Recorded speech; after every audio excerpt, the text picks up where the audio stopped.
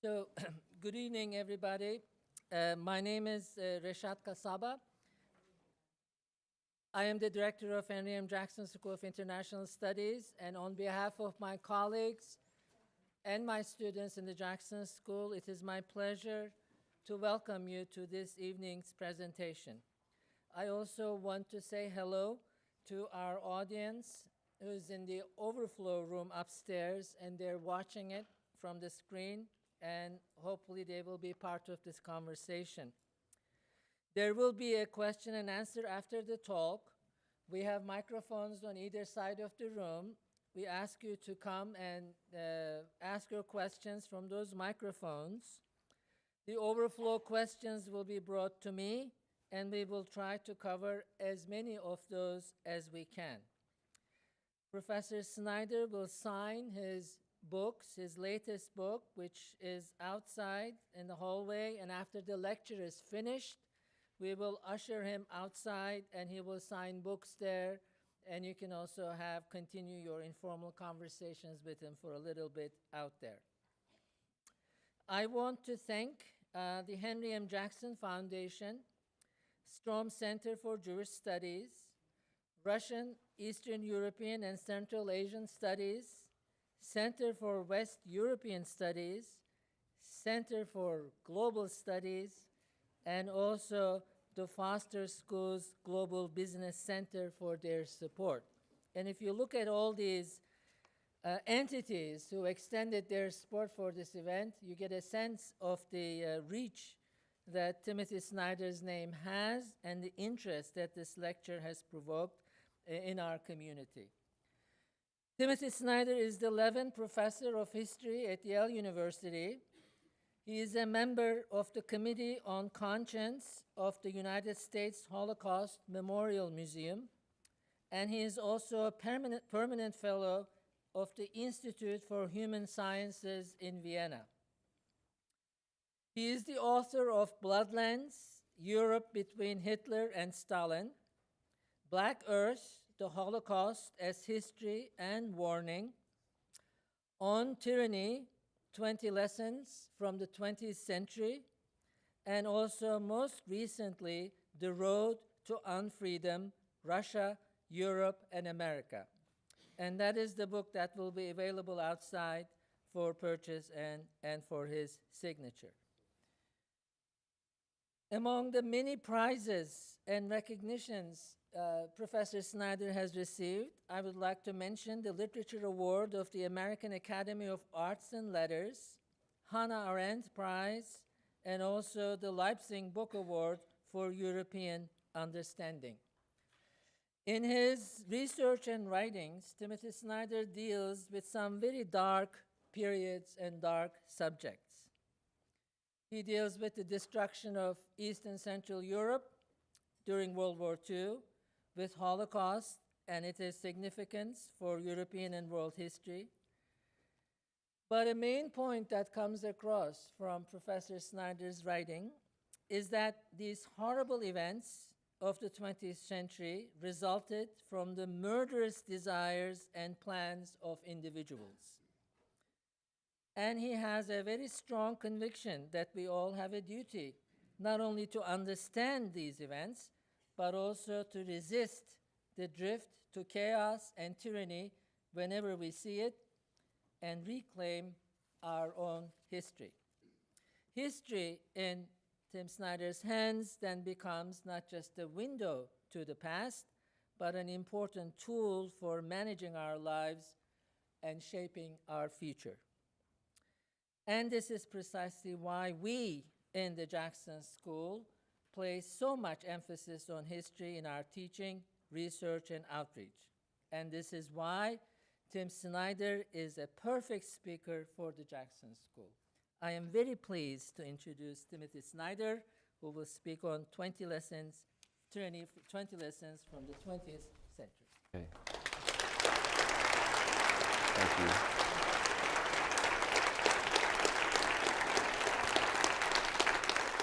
Thank you. Okay. So thank you all very much for being here. Thanks to you who are physically present. Thanks to you who are almost physically present. I'm glad to have you all here, or almost here, as the case may be.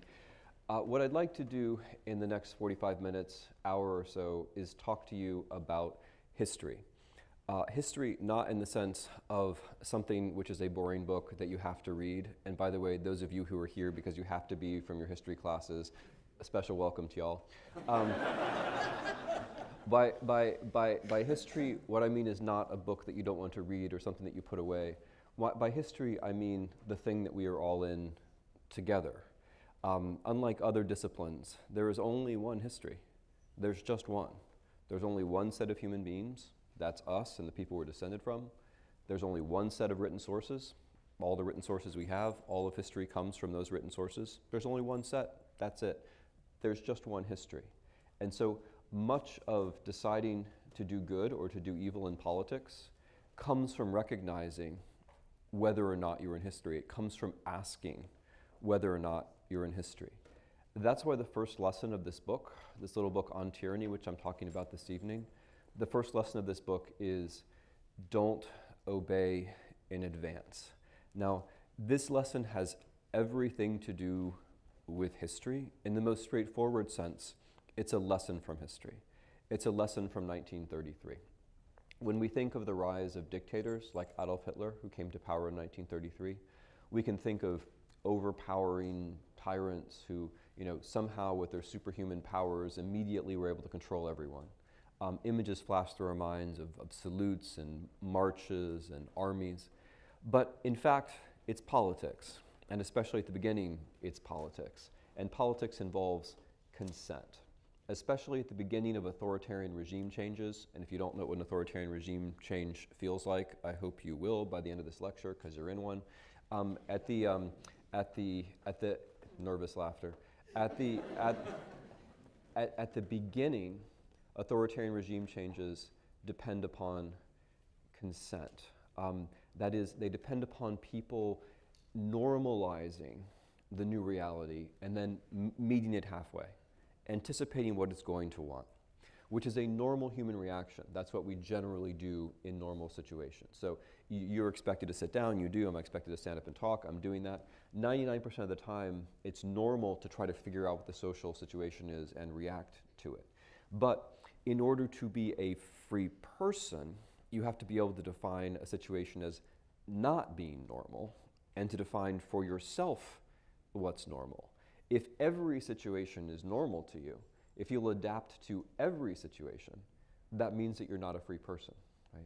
And the lesson of 1933 is precisely this, that if we don't think about it, if we just react, we'll react in the wrong way. We have to have an idea of not obeying in advance, and that idea comes from history. It comes from 1933.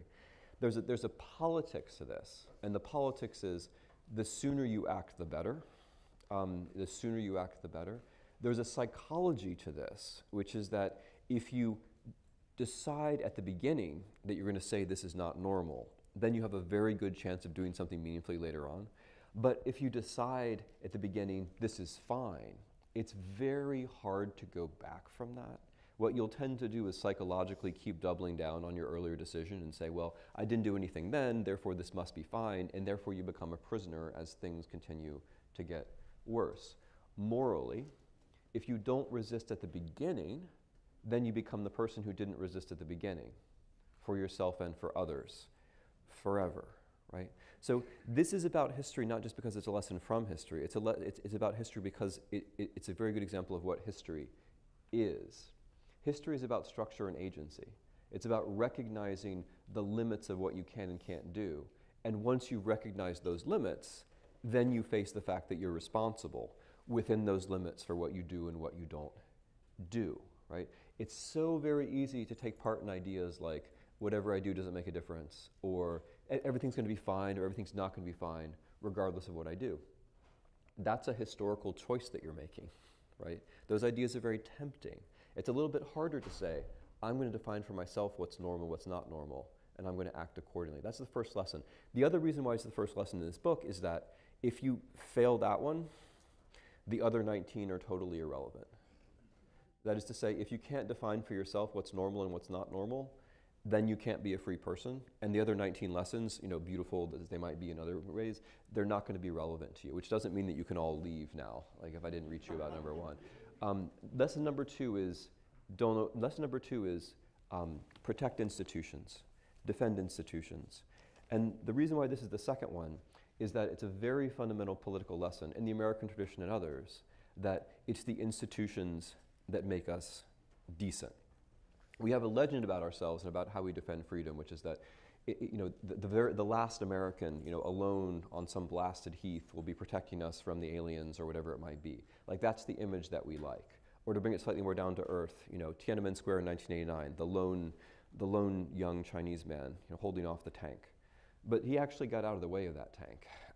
By the time you get down to the one person defending against the onslaught, it's actually all over. That's not what freedom actually looks like.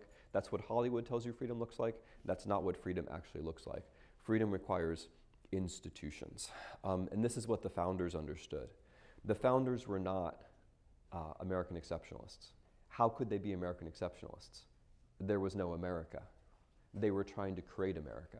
And they were trying to create America on the basis of their understanding of human nature, which was, quite understandably, skeptical. They did not think that future generations of Americans would naturally, happily live within the Republic. On the contrary, they thought we have to have institutions, like a legislature that checks an executive, like a judiciary that checks them both, like states that check the federal government and vice versa, precisely because we're not perfect.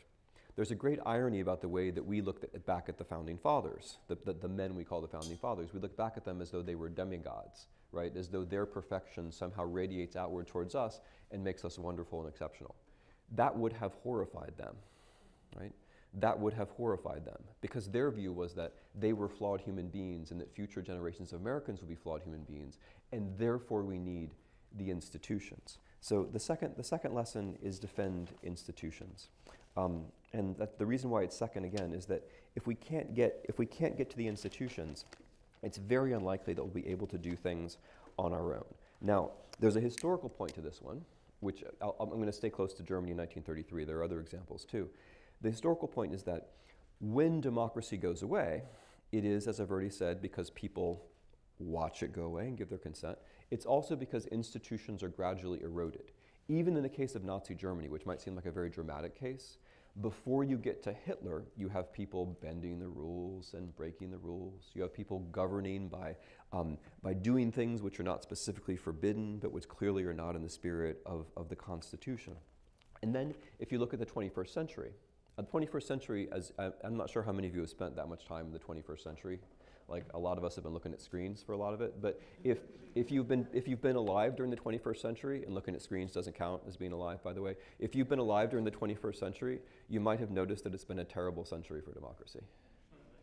The last 12 years consecutively, according to Freedom House, which, by the way, is not some crazy left-leaning anti-American institution, but the last 12 years actually in a row, according to Freedom House, have seen decline in democracy around the world and rise in authoritarianism around the world. Right? And how does that happen? It happens step by step. It happens because of something that we now call backsliding. No one stands up one day and says, I've just had a coup d'etat or a revolution. People work step by step by step to change the institutions so that at some point, some imperceptible point, they can no longer defend themselves and people can no longer defend them. Now, the special thing for Americans, I try to be harder on Americans than anyone else because I think that's what being a patriot means. The special thing about being American is that you think that the institutions, either you don't care about the institutions, like you think, like we're special, we don't really need the institutions. That's one view. Like, government is bad, we'll be fine because we're Americans and we're great. Or the other view is, the institutions will protect us, right? So this view is wrong. This view is also wrong. The institutions won't protect us on their own. The institutions are only as good as the people who care about them, right? Who know what they are, who care about them, and actually try to make them work. It is oh so easy to fantasize, we don't need institutions. It's also very easy to say, well, the institutions are going to protect us. Every time somebody said that to me in November, December 2016, it took a day off my life, right? Which is why this might be my last lecture, because people said that a lot, as you might recall, and people are still saying it. it's not, you can't ask the institutions to defend you. You have to ask, what can I do for the institutions? Lesson number 3 is beware the one-party state. So those of you who are familiar with the history of the 20th century, when you think of the one-party state, you'll think of fascism or communism. You might think of Nazi Germany or of the Soviet Union. These were all one-party states. Now, the demons of our collective memory are all one-party states. But it's also true that in the 21st century, what tends to happen is that one-party states, now without particularly interesting ideologies, now without visions of the future, are also emerging around the world. What's wrong with a one-party state? What's the big deal with a one-party state? Well, there are 2 things that are wrong. The first is, as you slip from a multi-party system to a one-party system, what happens, and please tell me that you've noticed this because it's happening now. What happens is that one party stops competing on policy and starts betting on being able to change the institution so that it can't lose, right? That's what Jerry, excuse me? Yeah, good, thank you. I'm going to count on you for the rest of the lessons too. I would like everyone to know that this gentleman and I have never met. So gerrymandering, right?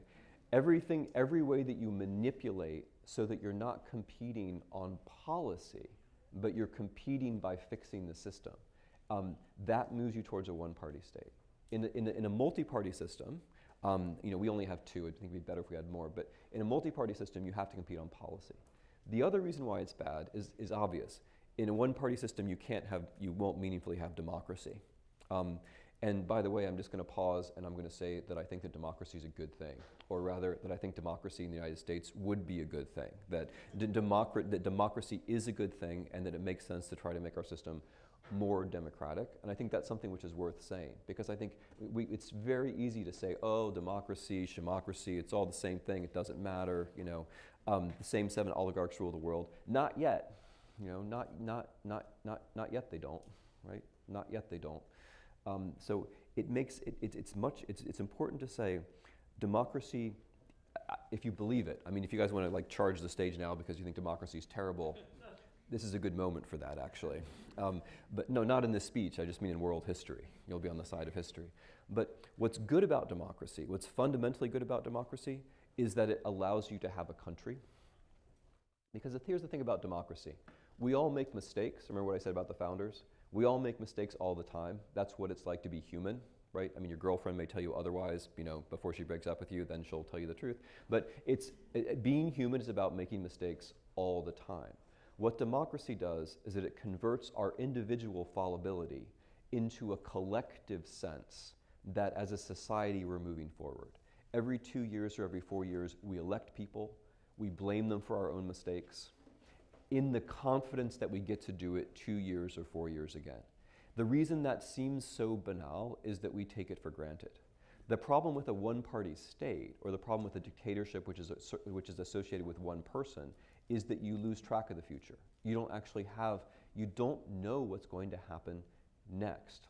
And that uncertainty affects and undermines everything, right? So democracy is good for many reasons, but one reason democracy is a good thing is it allows you to know that the United States of America or some other country is going to continue to exist, that you will be voting, or your children, in the same country your parents did, or your children will be voting in the same country that you did. Okay. Lesson number 4 is take responsibility for the fate of the world. Sorry, that's too much. Just for the face of the world. Take responsibility for the face of the world. What does this mean? By the face of the world, I mean just literally the 3-dimensional world. One of the things that we understand about 1933, again I'm going to stay close to Hitler's takeover, is that it matters a lot whether you paint a swastika on the wall or not. And it matters a lot whether other people allow that swastika to stay on the wall. What's visible becomes thinkable, and what's thinkable becomes doable, right? And so it matters a great deal in the United States of America in 2018 whether you paint swastikas on the wall and whether your friends allow them to stay on the wall. Because what's visible becomes thinkable, and what's thinkable becomes doable. Now, in the 20th century, this was a lesson which was entirely about the 3-dimensional world, because that's where we lived. In the 21st century, this is also a lesson about the internet. we spend a lot of time in a different space. And one of our problems is we don't think about it as a space. We think about it as a kind of exception where the rules don't apply. One of our problems, and one of the things that I think bit us pretty hard in 2016, was that we were very careless about how we were treating that space. I'm going to say more about this later in the lecture, but I just like to drop this idea now that the internet is a space that we all have to share. Each of us has a certain amount of responsibility for the trace that we leave in the internet. We should be thoughtful about how we treat it, because it's a kind of environment which we share with everyone, and the things we do in the internet really have consequences. Okay, number 5 is remember professional ethics. Okay, ho-hum, professional ethics. What's a concentration camp? A concentration camp is a place where businessmen go for cheap labor. Concentration camp is a place where, which is run by lawyers. A concentration camp is a place that only exists because bureaucrats make exceptions to rules. A concentration camp is a place where doctors carry out experiments. That's what a concentration camp is. A concentration camp is not possible without people from multiple professions violating professional ethics. What's a show trial? A show trial requires judges, prosecutors, defense lawyers, all of them to play a role, all of them to abandon the basic tenets of professional ethics. It's extremely hard to get to those totalitarian extremes of concentration camps and show trials if people have some sense of professional ethics. Professional ethics set bounds on what's acceptable and what's not. And also professional ethics connect you to a community like doctors or lawyers, or for that matter, civil servants who can have some kind of a code and who can help one another feel like they're not alone in this, right? That we should take some kind of a stand about this. And it's interesting, by the way, in America right now, that there are very, very many, especially doctors and lawyers, who are looking back at the way doctors and lawyers behaved in Germany in the 1930s and drawing lessons from that, which strikes me as being a very good thing. Now, the primary professional ethic, or the professional ethic that the fundamental professional ethic that goes away when the others aren't respected is the rule of law, right? So going back to my examples, a concentration camp, the technical definition of a concentration camp is a place where the law does not apply. That's a concentration camp. A show trial is a public spectacle where the law is perverted. The fundamental professional ethic is the rule of law, right? And that's I think, the right way for us to be thinking, for example, about the Mueller investigation. The Mueller investigation is not some kind of spectacle where, like, Mueller faces up against Trump. The Mueller investigation is a question of whether we as a society, and it's a question, are still going to be able to function in terms of the rule of law or not. Which brings me to lesson 6 and lesson 7, which I'm going to talk about together, which are be wary of paramilitaries and be reflective if you must be armed. So I'm going to tell you how these lessons work together, and I'm going to give you an example of what I mean by being reflective. So be wary of paramilitaries, be reflective if you must be armed. Why is that so important?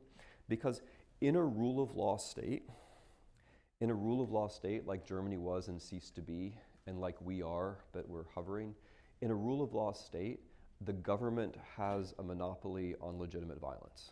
Like, that's what government means, is the government has a monopoly on legitimate violence. If you want to get rid of a rule of law state, there are 2 ways to go about it. One is that you invite paramilitaries, that is, people who are not part of the government, you invite them to perform acts of violence in public, because that undermines everyone's confidence in law and in security. It makes them doubt that things like democracy can possibly work. They ask for a strongman, and so on and so forth. The other thing you can do is you can take the forces of law and order, like the police, and you can change them. You can invite them to do things which aren't really about enforcing law anymore. And so, for example, in the case of Nazi Germany, to give a drastic example, who shot the most people in the Holocaust? The regular policemen, not the SS, the regular policemen. So what was special about the Nazi German state was that it did both of these things.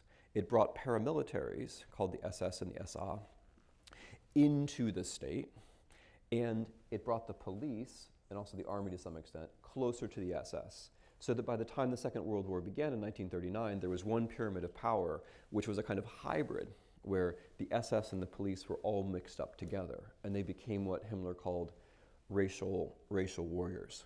Now, I want to give you an example of being reflective because I like it so very much, and it comes from Mr. Smiles, who's the policeman standing outside the door right now. As I went out there to wait because I couldn't deal with all the flashbulbs in here. So I was standing out there and I was listening to Mr. Smiles talk to his colleague, and this is what he said, which struck me as amazing. I want to share it. He said, he's pointing to this crowd, he's pointing to the audience, and he said, this is where the magic happens. Academia, research. We've lost sight of that, especially in this administration. I thought, wow, that's pretty reflective.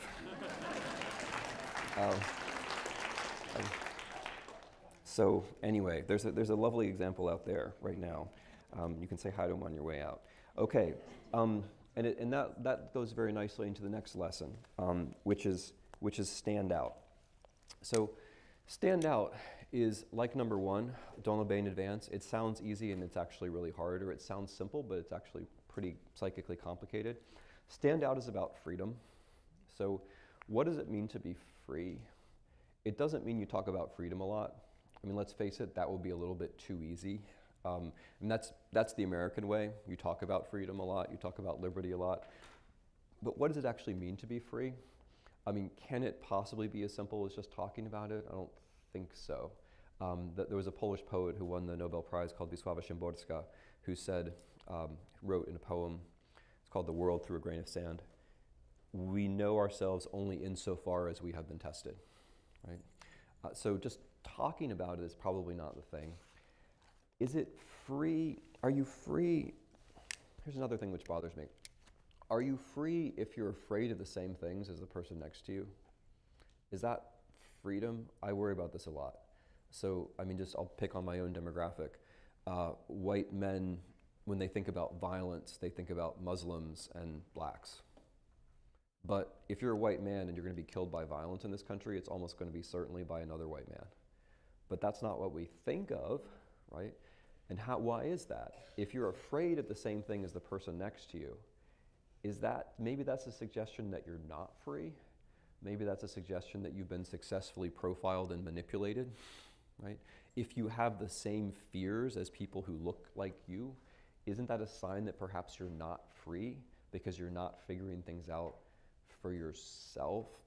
I mean, the test of freedom that I give in 8, stand out, it's very simple, but it's, I think, deceptively simple. Do you feel uncomfortable?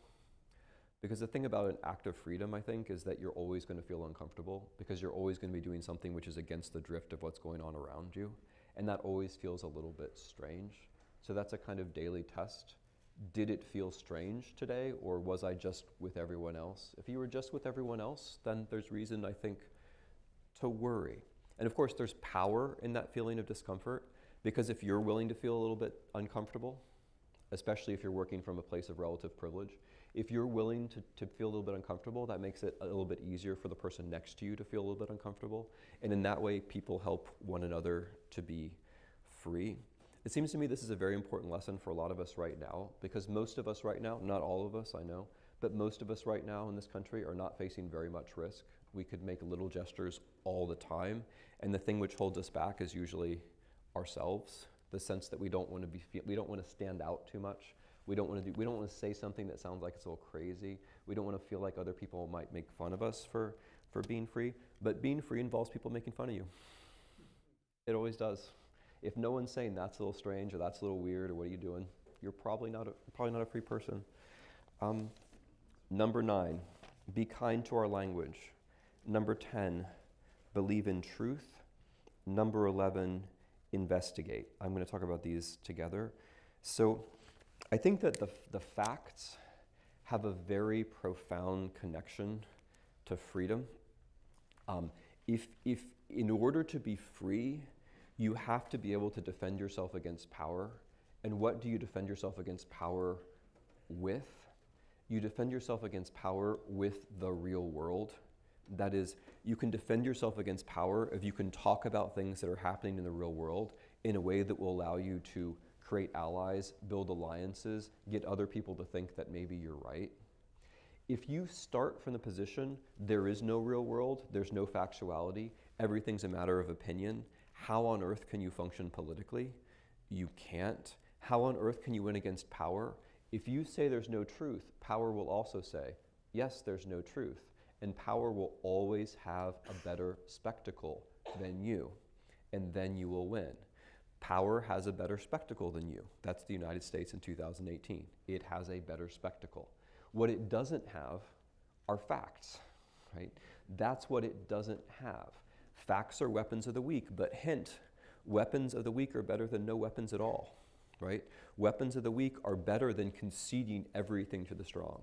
If you concede that there are no facts, that there's no real world, you're conceding everything to the strong right at the outset, because they will always have a better spectacle. They will always have the spectacle. Now, something else I want to say about this is that this position, okay, there's a position of total doubt, you know, that I'm skeptical about this. I know I'm skeptical of Fox News, and I'm skeptical of ESPN, and I'm skeptical of the deans of my university, and I'm skeptical of mom and dad, and I'm skeptical of everything. That's a very easy position. And that position of total skepticism blends into total naivete. Because if you don't believe in anything, if that's your pose, if you don't believe in anything, you're gonna, the one thing that you're gonna believe in is the thing that makes you feel good. And that's how you lose.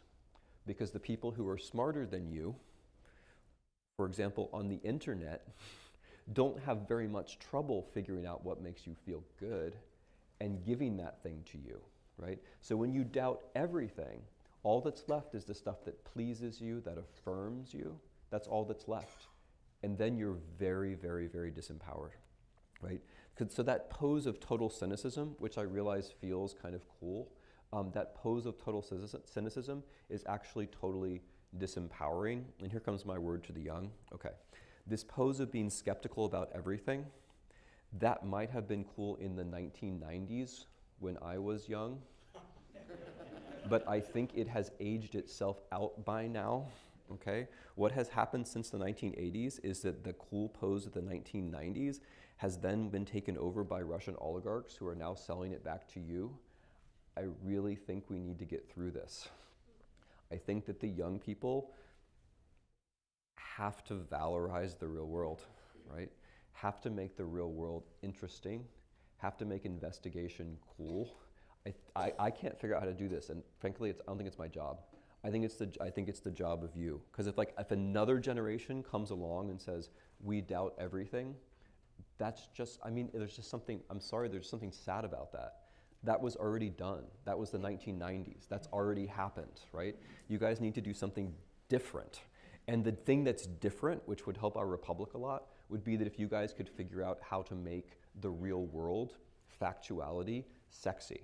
That would be a good thing. Okay, I'm just going to lay that in front of you, and take it where you will. Okay, so the next thing I wanted to say about this is that, so I'm not joking about the internet, by the way. So there are reasons to be concerned that the internet, that the way we should be thinking about the internet is that it is basically authoritarian as opposed to basically enlightening. Why would we think that? I mean, aside from the fact that the spread of the internet has coincided with the spread of authoritarianism around the world, right? And then people say, well, there's some good news from Africa about democracy. That's right, and Africa is the continent with the lowest internet penetration, right? Why is it that the generation which was raised in the internet is the generation which is least interested in democracy and most supports government by strongmen? I don't think there's any particular reason to think that the internet is helping democracy. On the contrary, I think there are great reasons to worry about it. Or in particular reasons to worry about how we use it, because at the end of the day, it comes down to us how we choose to use it. But the thing which is most troubling about it in recent times is the way that the internet helps us to define an us and a them, and it helps us to define an us and a them entirely within our own country. So if you think back to the election of 2016. There are a lot of things to say about it, but one thing I think it's fair to conclude is that basically nobody in the United States in 2016 was thinking about any other countries at all. If you, a quantitative study of major television news was done, which found out that the candidates were talking about foreign countries less than 1% of the time, right? And if you remove get along with Putin, get along with Putin, get along with Putin, it goes down to 0% on one side. But people weren't talking about other countries. We were only talking about ourselves, right? And we were talking about ourselves as enemies, as enemies. The Russian social bots on election day 2016 were firing under what hashtag? And I'm sure some of you saw it in your own Twitter feeds. They were firing under the hashtag war against Democrats. Did it even occur to anyone that that was a foreign country doing that? No, because it was pretty much normal that we were thinking about making war against one another. That's a consequence. I mean, it's our fault, but that's a consequence also of how the technology can be made to work. I mean, in the strange, and this is something I write about at length in Road to Unfreedom, I can't spell it all out here, but it's a very striking fact that in 2016, the United States of America managed to lose the first major cyber war in history by allowing a foreign state to choose its president. That's remarkable. But what's more remarkable is that we didn't even notice while it was happening, right? And this goes to a fundamental question about what war actually is. When you think of war and you think of combat, that's not actually what war is. Clausewitz, who is the leading student of war, the leading theorist of war, says that war is altering the enemy's will so that the enemy does what you want. Combat isn't war, combat is a means to an end. What if, and this is what Russian military doctrine has said since 2013, what if you can break the enemy's will or bend the enemy's will without combat? What if you can do it entirely over the internet? What if you can have a cyber budget which costs less than one American F-35 and change the American presidential election? What if, right? It's not a what if. That actually happened. And one of the reasons why it happened was in 2016, we were so unable to think ourselves back into the real world and so trapped, too many of us. And I don't have to recite all of this, right? Like you all know that on Facebook, the top 20 fake stories were more widely read than the top 20 news stories in the 6 weeks before the election. We all know this, right? We all know that there were bot campaigns, some Russian, some not Russian, targeted at voters in sensitive states right at the last minute. We all know that these things actually took place. The odd thing is that this could happen without us noticing it. And I'm just going to close on this, but it'd be odder still if we managed not to notice now that we lost a war. Because countries only learn from war, and they only learn when they realize they've lost a war. It's not that America never loses wars. We've lost a whole number in my lifetime, but America's very bad at recognizing that it's lost wars. It would be now would be a good time for reflection, right? Because only if you realize what's happened to you, do you have a chance to reflect upon it. Okay, that's enough for those lessons. So number 12, 13, 14. 12 is make eye contact and small talk. 13, practice corporeal politics. 14, establish a private life. So I've already dwelled on this. Democracy happens in the real world, right? There has never been a democracy which hasn't involved physical space. Democracy begins with the Greeks in the real world. The average American spends 11 hours a day in front of a screen, right? Which is a terrifying figure, and like to all of you who are not looking at screens right now, like thank you for improving the average. To those of you who are, okay. I have this idea that if it weren't 11 hours, but 10 hours and 15 minutes, the outcome of the election probably would have been different. I mean, just imagine that we could somehow get it down from 11 hours to 9 hours, right? How much that would change things. But the point of these lessons is that there are certain things that happen in the real world in 3 dimensions that don't actually happen over the internet. So, I mean, those of you guys know what Facebook is? It's like, it's something that, no, it's a serious question, because it's mainly something that middle-aged people use to hemorrhage data. But no, that's what it is. That's the Facebook business model. But I imagine some of you young folks have heard of it. Anyway, so the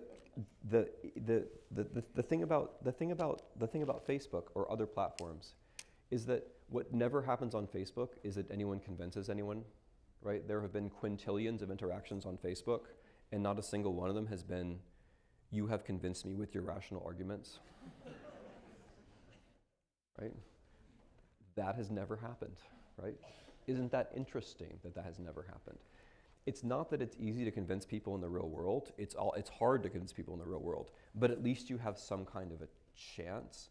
And also, at least you know you're talking to someone, right? Like, I'm glad that I'm talking to you, like when you smile, when you don't smile, when you talk to your friend. I like that because I know you're not a bot, right? Or if you are a really, really good bot. But yeah, there you go. All right. See, I'm just pretty sure you're not, right? That thing, like that thing you just did, like that could only, he made a joke, camera. He made a physical joke, which you didn't catch. It was perfectly clean and suitable for children. Though there's like, you have a fan base out there. I just need to make sure that you get to your fan base. The point is that there are things that happen in the real world that don't happen over the internet. One of them is the serendipity of physical contact. When you go on marches, you meet people that you wouldn't meet otherwise, and you make plans that you wouldn't have met otherwise. It's not an accident that so many of the people who are running for office now in the US started out by going on a march, right? Things happen in the real world that don't happen in other places. That's what I mean by corporeal politics. Also, this seems simple, but you just feel better. Like if the politics that you undertake actually gets you away from the screen and out with other people, it's a little frightening at first. But at the end of it, you feel better. So many of us, like, will spend the day on Facebook, whatever platform, do absolutely nothing, feel like we did something, and at the end of the day, you feel tired and lonely, right? Whereas if you actually meet with people, then you tend to feel better. The other thing about this is that we're a very polarized society, right? Extremely polarized, and that's a very big problem for democracy, the polarization. But the polarization is largely virtual rather than real. That is to say, people do disagree about things profoundly in this country, right? About abortion, gun control, I know. But since so much of the discussion takes place on the internet, the other side isn't real, right? The other side is presented as basically as demons. You know, so people treat the other side, so instead of having a discussion, not that we have to agree, but instead of having a discussion, what happens is that you're presented with the other side in this kind of drastic parody form. And the same goes, by the way, for issues like immigration or Muslims, right? The people who are most afraid of Muslims in this country and in Europe are the people who don't see them.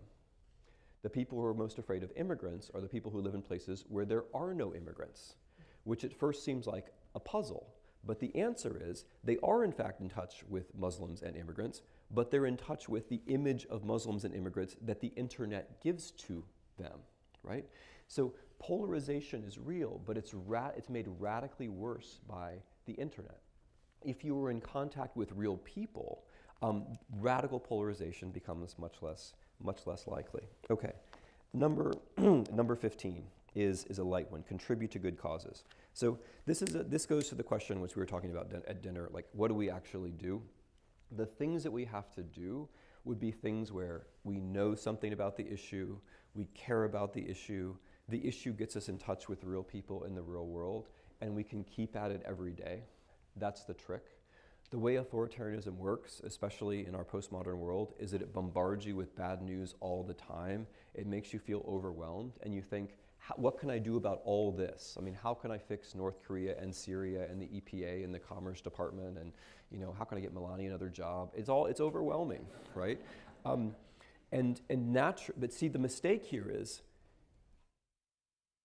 none of us has to fix everything. We're not Superman. Like, none of us has to fix everything. If each of us consistently works on some small part of it, that would actually be enough. Consistently, right? So the trick is to keep at it day after day, even if the news cycle makes you feel bad. And there's a trick to making the news cycle not make you feel bad, which is to watch the news less, right? Because it's actually way more important that you're out in the real world doing your little bit of good than it is that you hear, Fox and Friends that morning. And we spend a lot of time watching these televised talk shows, or at least some people do. I'm looking at I don't know, where is he? Okay. A lot of us spend time watching these, but it doesn't, if you miss it for 4 days, it actually doesn't matter. It doesn't matter at all. But if you don't do your little good thing for 4 days, that matters a lot in the world, right? But this lesson, contribute to good causes, it's a very simple one. It just says, pick a charity and contribute to it on autopay. So that time, on those days when you really do feel bad and don't do anything, you can at least feel like I'm helping other people do something, right? And that may seem really simple, like subscribing to newspapers, you know? I'm not gonna ask you, because like camera's on, it's kind of embarrassing, but we should really all be subscribing to the newspapers that we read. We should all do that. It makes a huge difference. And it only costs $25, $30 a year. And if you're a student, there are special rates. It really doesn't cost very much, and it makes a huge difference. So if everybody puts one charity on autopay, we're not going to notice it, those of us who have money, right? I'm not asking everyone to do this, but those of us who have money, we'll put one charity on autopay, everybody, right? It makes a huge difference. Right now what we do is like the ACLU gets a huge amount of money in bursts. Okay, that's great. But what if we all, did this? Okay, I'm sorry, I'm beating that point to the ground. Number 16, learn from peers in other countries. So there's this question like, can it happen here? That is a dumb question because there is no here. There isn't a here. There's an it, but there's no here.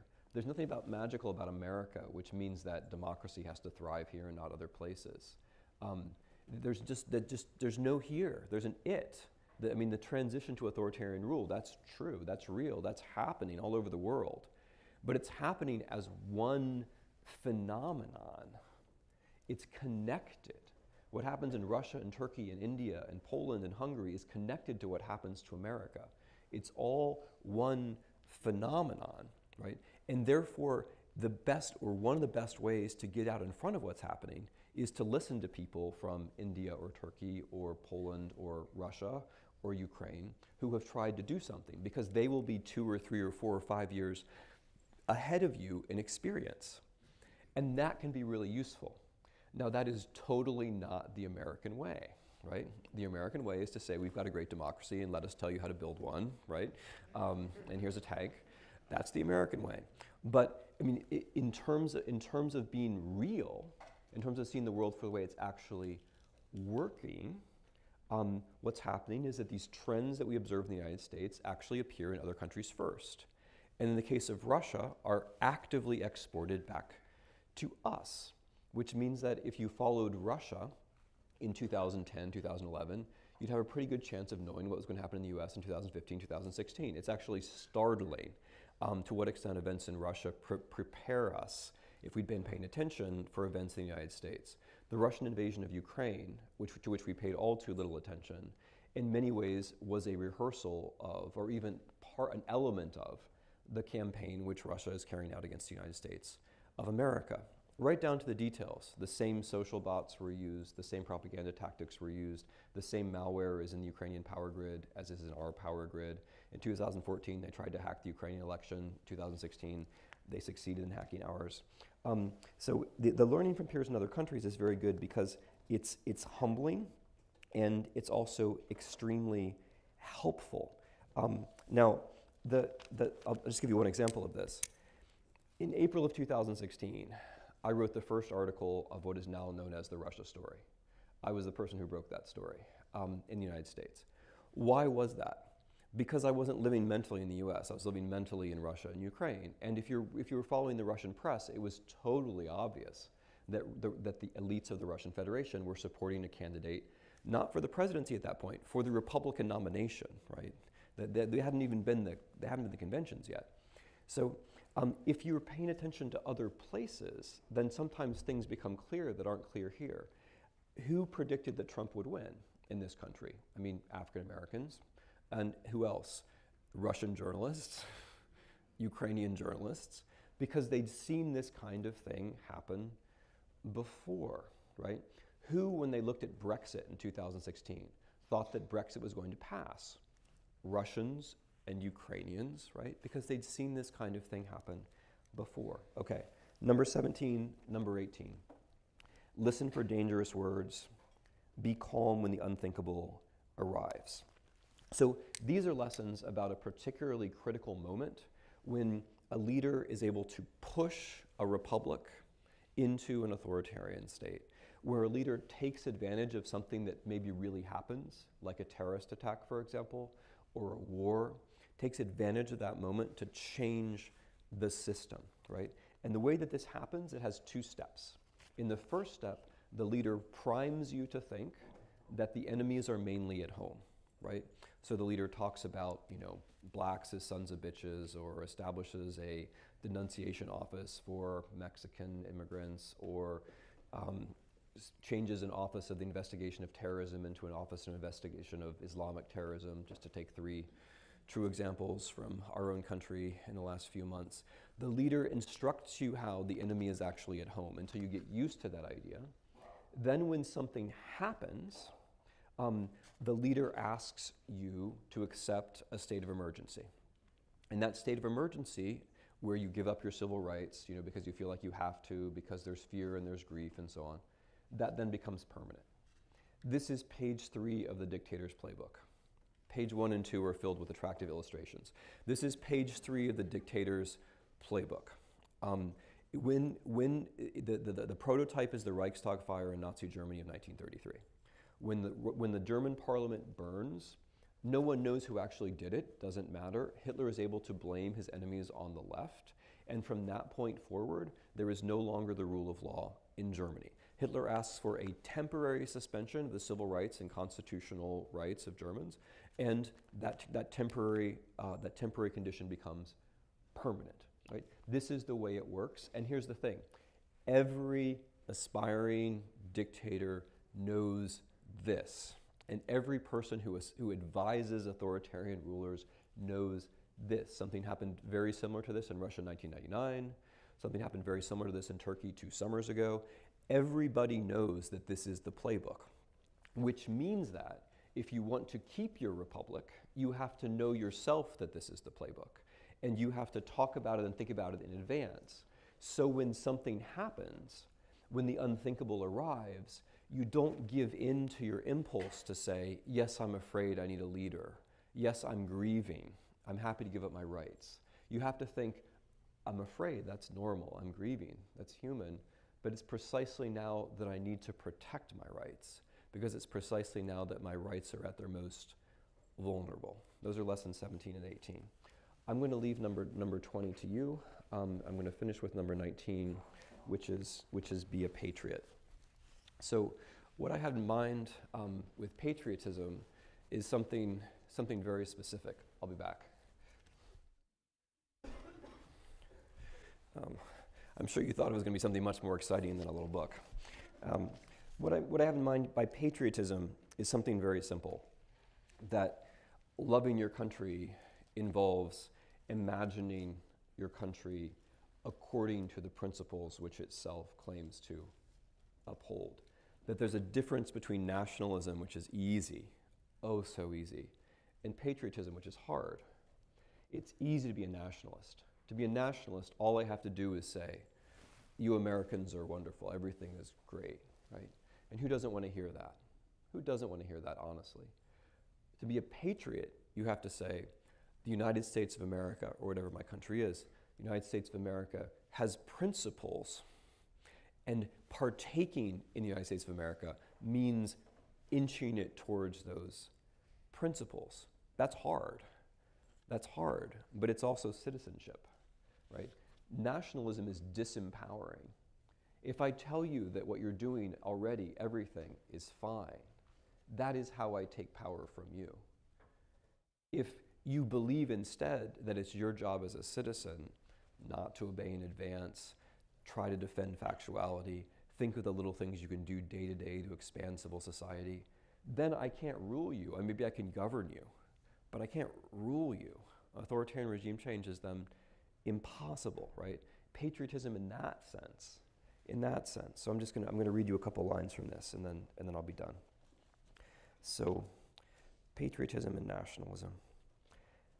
A nationalist encourages us to be our worst, and then tells us that we are the best. A nationalist, although endlessly brooding on power, victory, defeat, revenge, wrote George Orwell, tends to be uninterested in what happens in the real world. Nationalism is relativist, since the only truth is the resentment we feel when we contemplate others. As the novelist Danilo Kish put it, nationalism has no universal values, aesthetic or ethical. A patriot, by contrast, wants the nation to live up to its ideals, which means asking us to be our best selves. A patriot must be concerned with the real world, which is the only place where his country can be loved and sustained. A patriot has universal values, standards by which he judges his nation, always wishing it well and wishing that it would do better. Democracy failed in Europe in the 1920s, 30s, and 40s, and it is failing not only in much of Europe, but in many parts of the world today. It is that history and experience that reveals to us the dark range of our possible futures. A nationalist will say, it can't happen here, which is the first step toward disaster. A patriot says, it could happen here, but that we will stop it. Thank you.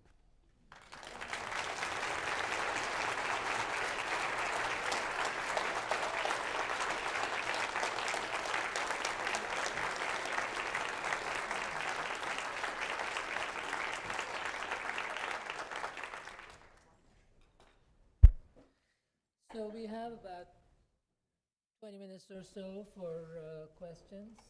We're going to ask you to come to either microphone, and please make sure that what you state is a question. And so we'll try to cover as many of your questions as possible. Yes, please. Yeah, and I'd like to strongly encourage students to ask questions, please. And I don't just mean like students of life, right? I mean like, Please, yes. hey.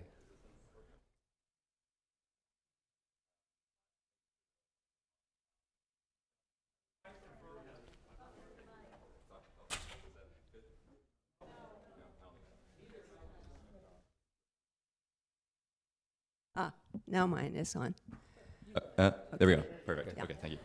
So I'm still not entirely sure how I want to phrase this, but one of your first lessons or points was to stand out and to exercise your own viewpoint. And I'm still kind of grappling with, I guess, how much of that is a good thing when also, how much opportunity do we give to people to flaunt ideas that we might call not normal, and how much kind of leeway do we give ourselves to let everyone engage, even if we don't disagree with their ideas, and then perhaps normalize things that are kind of on the margin. So how much what's the balance, I guess, between allowing people to stand out and to put their ideas out there, but also not normalize things that are too extreme? Mm-hmm. So first of all, thanks for the question. It's very clarifying. Stand out in the book is primarily addressed to you. So it's not about thinking about what other people do. It's about asking whether you yourself are willing to do something which is slightly unpopular, whether you yourself are willing to say the thing which you know is going to have the cost of making you feel a little bit strange. The assumption is you're doing it with some good motive, right?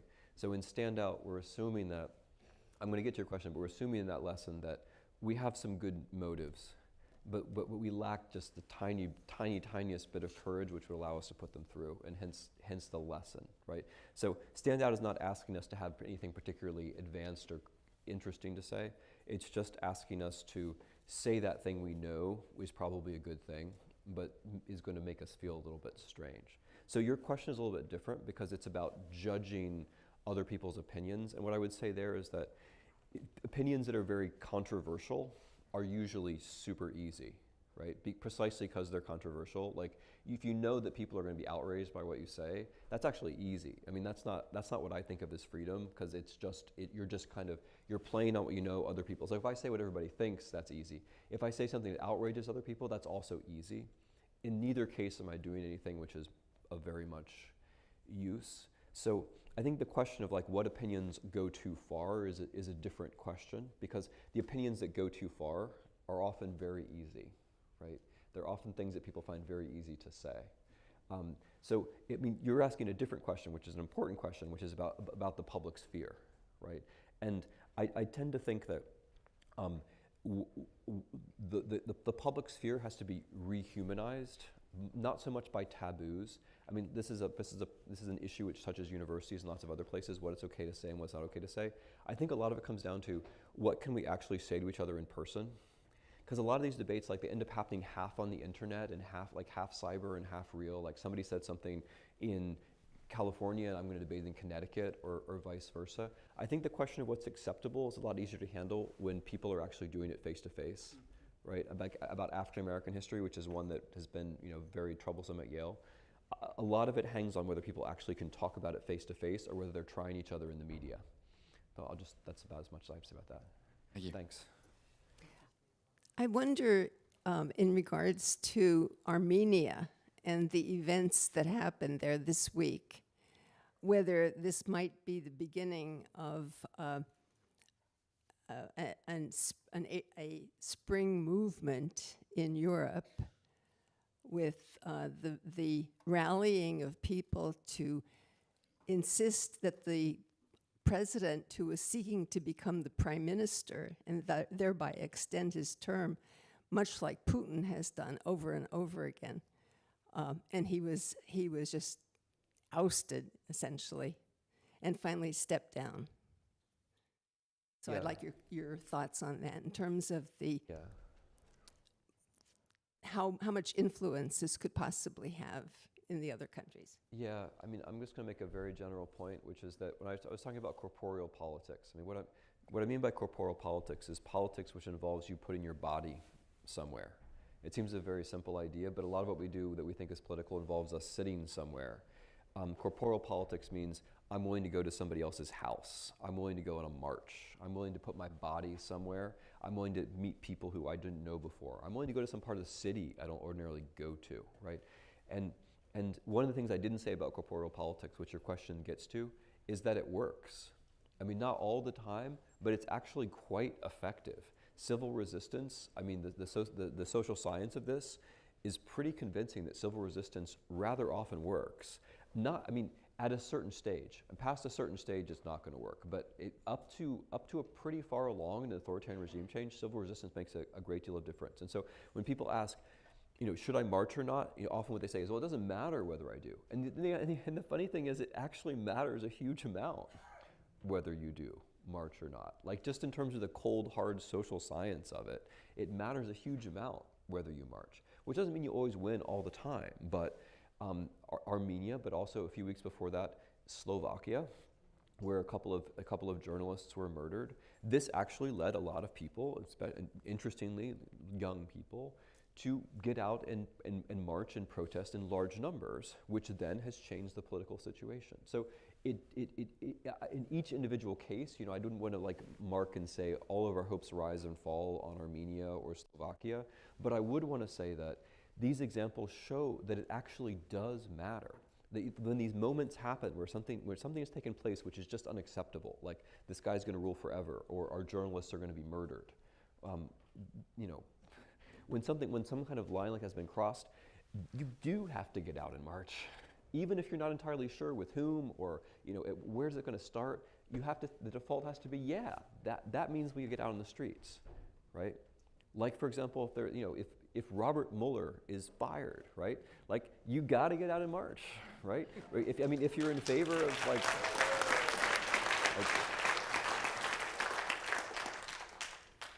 okay. So we have one question from our overflow room. How does the public opinion evidenced in the Me Too and Black Lives Matter activism illustrate concepts from On Tyranny? Well, I think activists should be allowed to speak for themselves, and it wouldn't be, I wouldn't want to try to explain how other people's actions exemplify, the ideas from the thinkers that appear in On Tyranny. But I would note I would note a couple of things that are important. That I'll just note one that I think is important to both of them, which is factuality. So Black Lives Matter starts with noticing how many African Americans are treated unfairly or at the extreme killed, right? That's a kind of factual basis for politics. And then Me Too starts with individual women describing the act of courage is describing factual things which happen to oneself, right? But it's based upon the fact, right? In that way, it's the kind of thing that I'm talking about in lessons 9, 10, 11. But I don't want to push this too far because I don't want to speak for, I don't want to speak for other people's movements, right? Hi, of the many startling things you said in your talk, one of the things that struck me the most was the idea that Russia is somehow 5 or 6 years ahead of us, and we can kind of use them to prognosticate, particularly given the results of the recent election, in contrast to the mass protests of 2011, 2012, against Putin. There seemed to have been virtually nothing in comparison. Here? No, or in Russia. In Russia, yeah. Right, and I guess I'm wondering like how you read that. Was there a sense of exhaustion? And also when you talked about concentration camps, it also reminded me of the things that we'll tolerate, I guess, even in our own society, even before the advent of Trump, and that is, of course, Guantanamo and kind of, the human rights disaster of that place. Yeah. So let me say a couple broad things about Russia. So in this talk, I was talking about the little political pamphlet On Tyranny. The big fat book, like some people like little books, some people like big books. The big fat book, Road to Unfreedom, is all about this. And I only brushed across some of the things in that book tonight. But Russia as, I think flipping things around and just starting from the perspective that Russia's ahead of us in certain ways is really intellectually useful. Partly because I think it gives you some insight into what the Russians themselves think they're doing, which is they're pulling us towards themselves. It's not like they have a great vision of like America becoming X or Y or Z. They just want things to function less well here. And that's it. And that would be a lot. Mission accomplished. Yeah, well, no. Things still, they're functioning much less well here than a year ago, but it's still not like Russia, so there's still a lot of work to be done, right? And that work is being done by bots in the neighborhood near you right now. So that it helps you see what Russians think themselves they're up to. The second thing, which is one other way to think about it, is if you're going to do a structural analysis, which is part of what I do in the book. Wealth inequality has dramatic effects on politics. And what Russia has done is it's shown how you can stabilize wealth inequality and still get by, at least for a while.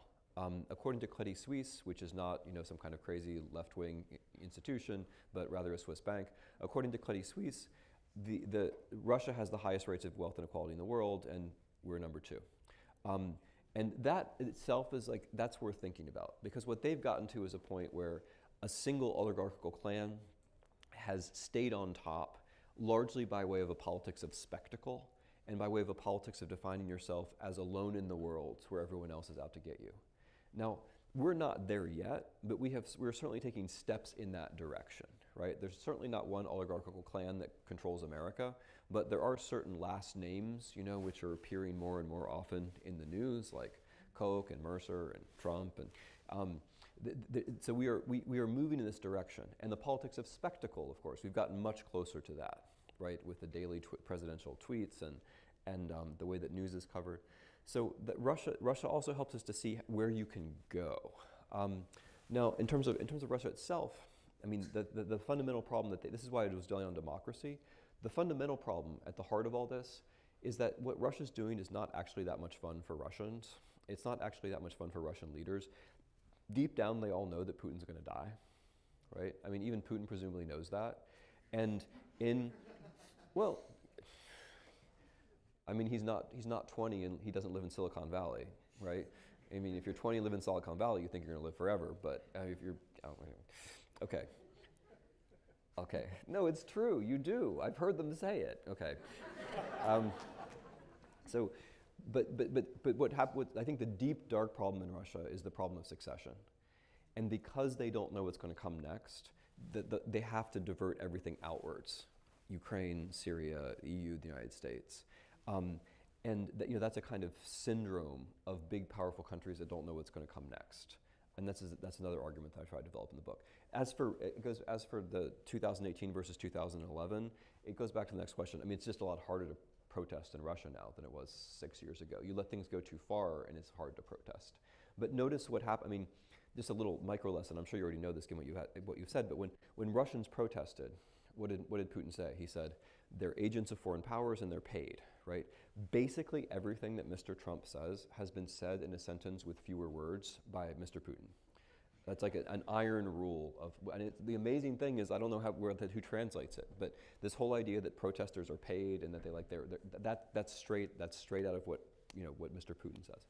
Okay, you're not satisfied? There's more? Yeah. Okay, cool, all right. Very quickly, thank you for your books. Thank you for the 20 points. In particular, thank you for the arguing for the study of foreign countries, which is the heart and soul of the Jackson School here at the university. Thank you for mentioning Ukraine, and now the reality check. This is one of few universities in this country to teach Ukrainian, and out of 45,000 students, 4 are trying to learn Ukrainian, and the numbers are not better for Russian or Hindi or Kazakh or Turkish. If they're listening to you, thank you for speaking to students too. If they're listening to you, what do you tell them about the study of foreign languages, of non-English languages? Yeah, so I'm going to take that a little bit broader. It's a funny thing, but English being the world language is actually a source of not just strength but weakness for us, because it doesn't occur to us that other people using English might be out to get us.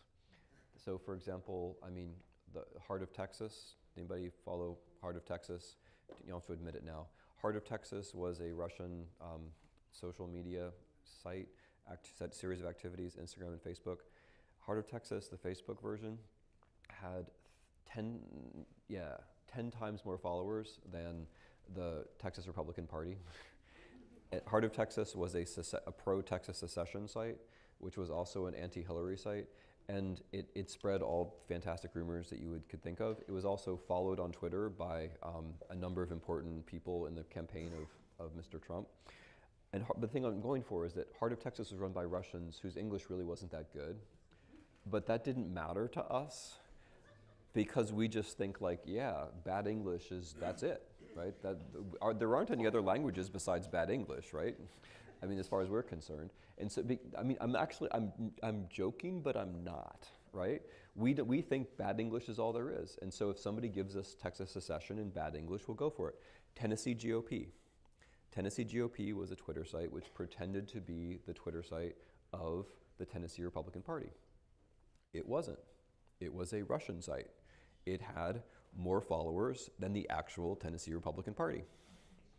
And it proposed that Barack Obama was born in Africa, that Hillary Clinton was a pedophile pimp. It was followed by Michael Flynn. It was followed by Kellyanne Conway. Michael Flynn was retweeting stuff actually, Michael Flynn is a kind of special case. He was retweeting Russian material from 12 different Russian sites, right down to the day before the election, right? Now, my point is that if you don't realize that there are other countries, if you just think that like English is just the thing, it doesn't even occur to you that this might be happening. One of the reasons why Russia can carry out offensive cyber operations against the US is they have 1 million people who speak bad English. Do we have 1 million people who speak bad Russian, who are not actual Russian immigrants, right? No. Do we have 1 million people who speak bad Arabic or bad Farsi or whatever it might be? We don't have that. And I mean, so I'm not even getting to your question about the humanities. I'm still at the level of national security. Right? The fact that the world speaks your language in the age of the internet ain't necessarily such a good thing, especially if you've lost the facility of learning their languages so you can figure out what they're doing, right? How many young people are competent who are not of Russia or Soviet origin, know both Russian and can code, right? There are tons of those people, but the entire cyber war between the US and Russia is being fought by Russians on both sides. On both sides, right? It's all Russians against Russians. That's because we can't. Okay, so okay, I'm saying it now, but yes, I mean, so you know where I'm going to say about the humanities. I just want to say something different. If you learn a foreign language so that you can go out and do something interesting, but you also learn a foreign language so you have some chance of understanding yourself. If you really get into some foreign culture by actually learning the language, that means you have some chance of getting distance on yourself and being much more interesting about yourself. So, I mean, I think one of the reasons why we're in such a bad position in terms of security is that we've lost language expertise. But also one of the reasons why we're not doing a very good job of making the distinction between the rest of the world and us, and making distinctions between the America we want to be and the America that is that we don't have languages. So, I'm with you. Thank you.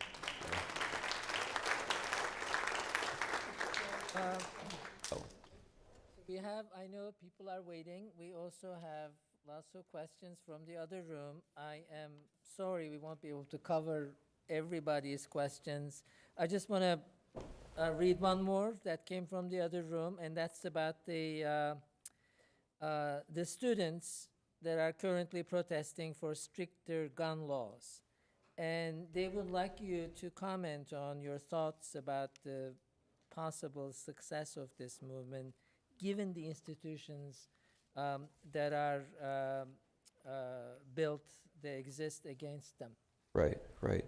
So, I mean, I'm going to comment on that. I can't answer, finally whether it's going to work or not. But there's some things that are interesting about that. The first is the factuality question. So it seems like a school shooting would be a very elementary question. It happened, it didn't happen. And there are very strong forces, out there in the world or in the cyber world, which say that it didn't happen. And a lot of those forces are Russian bots, by the way, but say that it didn't happen, that it was a false flag operation, that these kids are crisis actors and so on. And the Russian robots push that, but not only Russian bots. And then you find Americans saying it, in the real world. And so part of the important thing about school shootings is the sheer, just the sheer facticity of them. That here you have actual human beings like you and me who in this horribly grotesque way die in precisely the places that should be the safest. I mean, to have a government is to have control of violence, and to have your schools shot up is to show that you don't have a government. And so the sheer factuality of it is one thing. And but the thing about the facts is one of the points I was trying to make. They don't live and die on their own, right?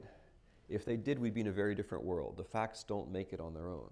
The facts need support, and that's what those students from Parkland have done such a good job of. Is that they've taken the risk of putting themselves in public and saying, here I am, a person, right?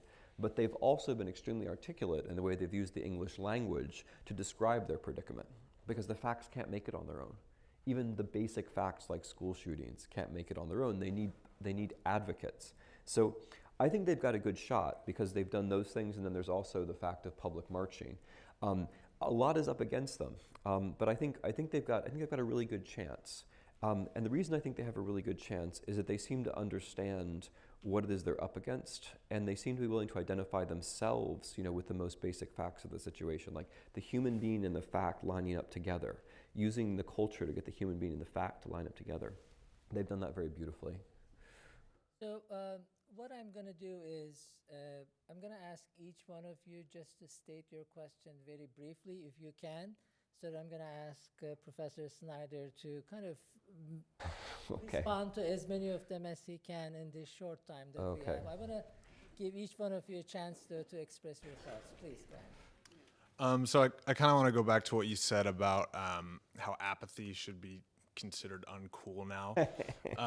Yeah. I think that I'd argue that today it's more difficult to be resistant of apathy, mainly due to the internet and just kind of the influx of constant stimulation. Yeah. But that being said, I know you said it's kind of up to the youth to resist this and make the resistance to apathy seem cool, but I kind of want to push that back on you and just see if you have any suggestions. Yeah. Okay. All right. I do, but I'm supposed to take all these questions, so I'm gonna answer you. Okay. Okay, I will. Yes, I do. And it's that. So, I mean, first of all, you've already answered part of it, which is that we choose to use the internet the way that we do. You're absolutely right. Like the stimulation of it means that we're all overstimulated, and it's hard to take a stand. But you guys are better than we are at using the internet in different ways, if you want to, right? But the second thing is the valorization of people in the real world, like actual investigative reporters.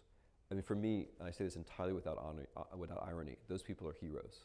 I mean, and some of my best friends, some people I care about and respect the most, are people in their 20s who are in Kurdistan now, or in the Donbass right now, and are reporting, right? Not everyone has to do that, not everyone can do that, but to respect that and to recognize that and to say, okay, that's a model that maybe I could do at a smaller level, I think that would help a lot.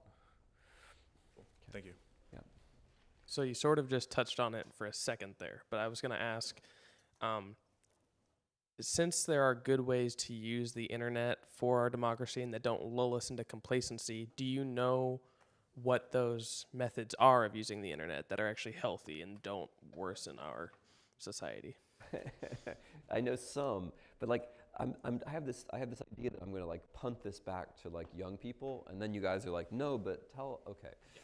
So I'm going to give you two things. Okay, the first is, and it goes back to that question.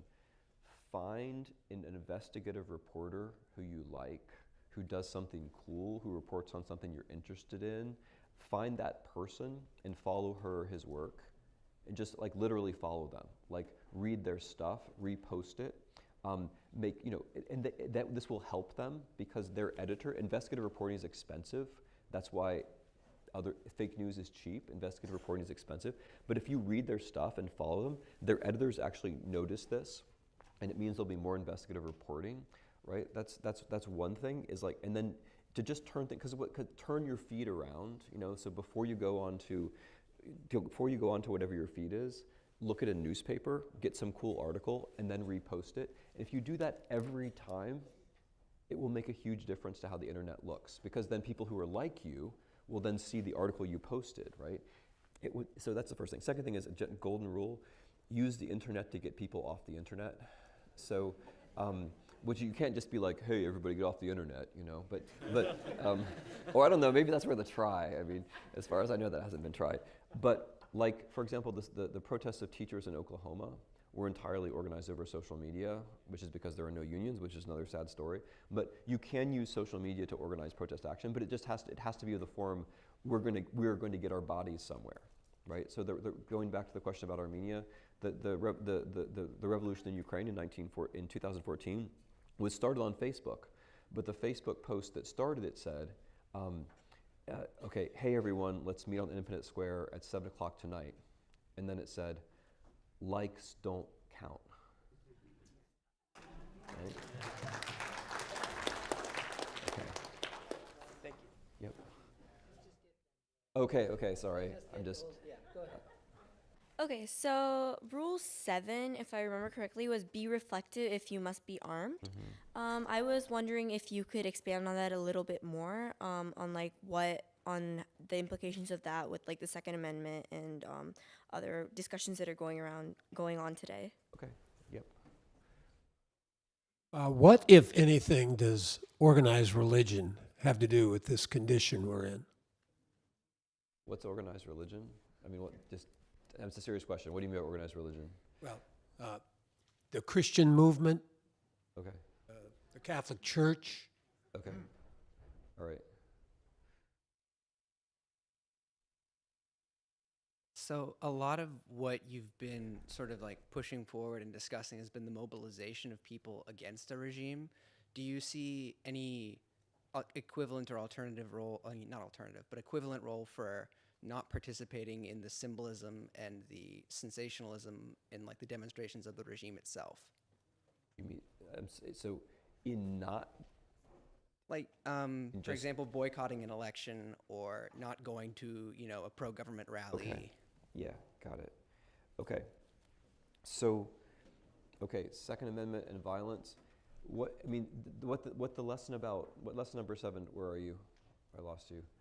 What lesson number 7 means literally is that if you're in the police, if you're in the army, if you're in some kind of institution where you actually bear arms, you should think about what you're doing, because people very much like you in the same jobs that you've had in countries not so different from your own found themselves standing over death pits, right? Like the German police in the 1930s, not so different from you know, when I'm in Germany or Austria, and every time I cross the street and I see a policeman, every time I think about that. I think about a death pit every time because that's what I work on.